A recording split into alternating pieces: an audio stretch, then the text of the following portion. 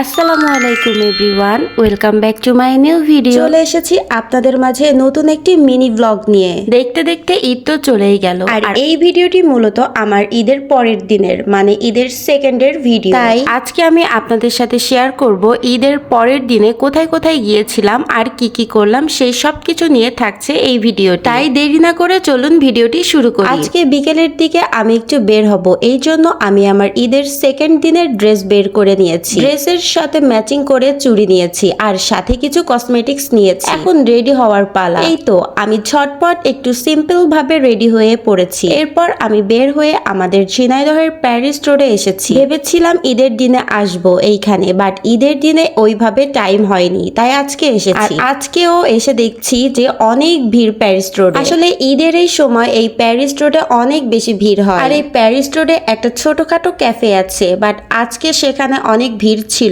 তাই আমি আর আজকে ওই ক্যাফেতে যাইনি। আমি একটু দূর থেকে দেখেছিলাম যে সেখানে অনেক ভিড়, তাই এই এত ভিড়ের মধ্যে আমি আর সেখানে যাইনি। অন্য কোনো একদিন যাব আর আপনাদের সাথে সেখানকার ক্যাফের ভিডিও শেয়ার করব। বেশ কিছুক্ষণ প্যারিস রোডে ঘোরাঘুরি করে এখন যাচ্ছি মিনারে। আমাদের মিনারেও কিন্তু ঈদের সময় অনেক মানুষ যায়। মিনারে এসে দেখি যে এখানেও অনেক ভিড়, যে যার মতন এনজয় করছে, ছোট বড় সবাই। এই মিনারের সামনে কিন্তু বিভিন্ন ধরনের স্টল ছিল, এখানেও আমি বেশ কিছুক্ষণ সময় কাটিয়েছিলাম, বাট আমার আর তেমন ভিডিও ক্লিপ নেওয়া হয়নি। এখানে কিছুক্ষণ সময় কাটিয়ে বাসার উদ্দেশ্যে রওনা হয়েছিলাম। এই ছিল আমার ঈদের পরের দিনের ঘোরাঘুরির ভিডিও।